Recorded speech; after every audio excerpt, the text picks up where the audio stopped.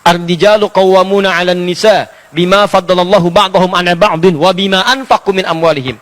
Setiap suami itu kata Allah diberikan 2 keistimewaan dibanding istri perempuan. Nanti ibu pun punya keistimewaan dibanding suami. Ada ayatnya lagi. Saya ingin bicara tentang suami dulu. Ya kata Allah, apa 2 keistimewaan itu? Pertama, diberikan perangkat kepemimpinan, kekuatan. Makanya kekuatan kepemimpinan itu ada di laki-laki. Wibawanya, kata-katanya, ketegasannya, ototnya, tanda fisiknya. Laki-laki, perempuan nggak ada. Silakan cek. Yang kuat kan kalau disebutkan laki-laki. Kata-kata yang keras laki-laki. Ya, kata-kata yang berwibawa laki-laki. Makanya kalau ada laki-laki yang gemulai, hilang kewibawaannya. Ustadz, saya mau tanya. Habis tuh. Kaget. Tuh. Ya. Makanya nggak ada laki-laki begitu jadi imam, bubar sholat. Ya. Allahu Akbar. Siapa yang mau jadi makmum? Paham ya? Jadi itu yang pertama. Ya, makanya nanti di surat Yusuf itu disebutkan pemimpin laki-laki bekerja sama dengan asisten yang manajernya perempuan. Laki-laki itu seperti matahari. Nabi Yusuf pernah bermimpi, saya melihat matahari dan bulan serta 11 bintang sujud pada saya. Diartikan matahari itu Syamsa itu ayah laki-laki, Qamar itu ibu perempuan. Laki-laki itu seperti matahari dengan kekuatannya sengat. Panas. Kalau ada yang ganggu keluarga, ganggu istri, sengat dia. Jangan diam aja. Terusin aja, saya lagi jengkel, enggak mau begitu. Ya, sengat dia, lindungi keluarga, qawam. Matahari fungsinya mengeringkan pakaian-pakaian yang sedang basah. Kalau air mata itu mengalir di pipi istri Anda, keringkan dengan kalimat-kalimat Anda. Sayang, jangan menangis sendirian, hatiku gelisah. Itu, catat. Itu maksudnya. Keringkan, keringkan, keringkan. Ya, perempuan seperti bulan. Bulan itu kan keindahan. Orang kalau mau lihat keindahan, nggak ada yang lihat matahari. Belum pernah saya tanya, mau kemana Pak lihat keindahan matahari? Nggak ada.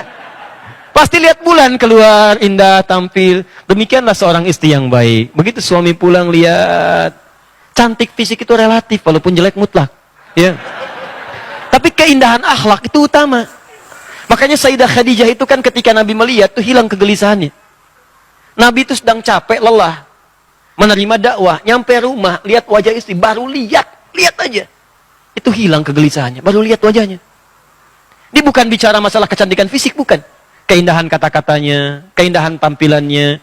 Itu gimana caranya, Bu? Suami pulang dari kantor, capek, pekerjaan menumpuk, nyampe rumah, ya di jalan diklaksonin, dibalap orang gitu kan, gak enak. Nyampe rumah begitu lihat ibu buka pintu, Assalamualaikum, Waalaikumsalam. Lalu kelihatan ibu, Masya Allah, tambah masalah. Ya. Itu tandanya ada ketidaksesuaian. Belajar. Sekarang banyak buku tentang Khadijah. Banyak buku, ada cetakan A, cetakan A, cetakan B. Baca bagaimana Sayyidah Khadijah. Kalau yang gesit-gesit belajar dari Sayyidah Aisyah. Ya, kalau yang penyabar belajar dari Sayyidah Saudah binti Zam'ah. Semua ada keutamaan. Makanya sering saya katakan di episode yang lalu, kenapa Nabi diperkenankan menikah lebih daripada 4 istri? Karena semua istri Nabi mewakili seluruh karakter perempuan di muka bumi. Makanya ibu lihat-lihat dirinya kira-kira mirip siapa. Lihat, cek karakternya. Lalu pelajari dari situ. Ya, jangan tertukar kadang-kadang. Maaf, ini suami jadi bulan, ya istri jadi matahari. Itu yang repot. Jadi nggak boleh ada cerita suami takut istri. Jadi yang pertama itu. Yang kedua, wabima anfaqu min amwalihim. Suami itu diberikan perangkat untuk cari nafkah. Kerja, Pak. Di suami itu ada. Bahkan di surat An-Nur itu, kalau Anda mau keluar, rizki itu datang, Pak. Ya, rizki itu tidak turun dengan amin. Amin, amin, amin. Gak turun dengan itu. Anda keluar kerja. Begitu keringat Anda keluar, dapat seketika. Rizki itu dituliskan di akhirat. Dituliskan, di Lauh Mahfuz sudah ada. Dituliskan di langit. Ya, Quran surah ke-51, ayat 22. Paling kanan agak sedikit ke bawah. Wa fis sama'i rizqukum wa ma tu'adun. Di langit rizki Anda dituliskan, sudah ada. Dan dijanjikan oleh Allah akan diberikan.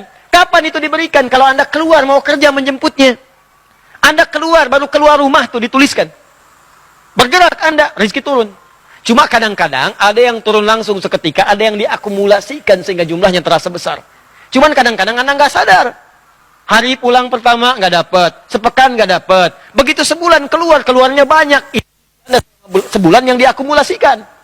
Kenapa ditunda oleh Allah? Karena Allah ingin mendengar doa Anda. Sebab kalau orang usaha belum dapat hari itu, pasti tahajudnya nambah. Baca Qurannya meningkat. Kadang-kadang dia puasa yang selama ini nggak pernah dia kerjakan. Sedangkan Allah pencemburu, apalagi bagi orang ahli dunia. Kerjakan, rezeki datang. Coba Anda lihat kalau nggak percaya. Orang modal cuma tangan aja di persimpangan jalan. Masuk 5.000. Thank you bos. Bos 5.000. 2.000 masih bapak. Ya, 10.000 dipanggil om Anda. Ya, ada yang modal peluit, ada yang jalan, ada yang bawa barang-barang, ada yang belajar sampai tinggi sehingga dengan peningkatannya melesat. Tapi ingat baik-baik kata Allah, setelah dapat itu semua, yang harus Anda petakan, coba pelajari kebutuhan rumah tangga itu berapa.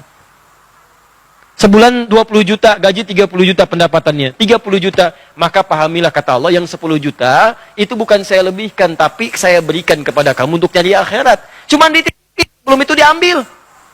Kalau Anda nggak siapkan investasi akhirat, kejadian. Kadang-kadang ada pencurian, kadang-kadang kebakaran, semua harta habis. Kadang-kadang kebanjiran, ya awas, kertasnya habis, uang kertas, banjir, basah, habis, kebakaran, hancur.